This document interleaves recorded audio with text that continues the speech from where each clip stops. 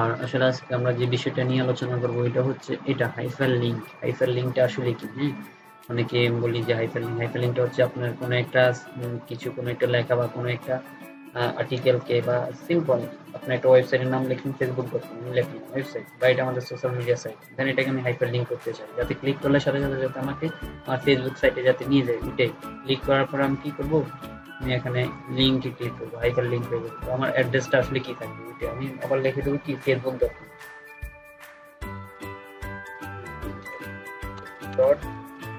শেষ কম। হ্যাঁ, দেন ওকে। তো আমার এটাই আমার ওয়েবসাইটের জন্য থাকবে। ওকে, হয়ে গেছে কি নিচে দিয়ে দেখছেন এটা এমন হয়ে গেছে কি এটা হচ্ছে না হাইপার লিঙ্ক হয়ে গেছে। ঠিক আছে, নিচ হয়ে গেছে তো হাইপার লিঙ্ক হয়ে গেছে।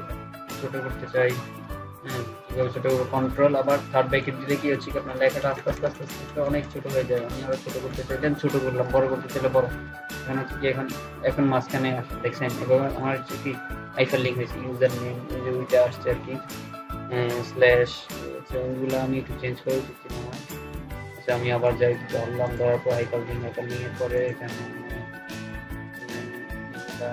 প্রয়োজন আসছে এগুলো। হ্যাঁ, এই বিষয়টা অন্যগুলো দরকার নেই, দেন আপনি এটা আমার হাইপার লিঙ্ক হয়ে গেছে, ডাবল ক্লিক করলে হয়ে যায়। আবার আপনি কি করেন হাইপার লিঙ্ক আবার যদি আমি কেটে দিতে দেন রিমুভ করে দিলাম, দেন আমার হাইপার লিঙ্ক রিমুভ হয়ে গেছে। আর বুকমার্ক, আপনি বুকমার্কে কোনো যদি কিছু অ্যাড করতে চান এটাই, আর বেশি কিছু না, ক্রস এগুলো আসলে তেমন ইউজ হয় না, এটা হচ্ছে আমাদের ইউজ হয় বেশি। আর হচ্ছে কি এই দুইটা বিষয় হেডার, তারপরে কি ফুডার, পেজ নাম্বার, এটা যদি আপনি দিতে চান। আচ্ছা এগুলো নিয়ে আমরা পরবর্তীতে আলোচনা করবো। তো আজকে এই দুটোই থাকুক। তো আসলে হাইপার লিঙ্কটা কি বুঝে গেছেন।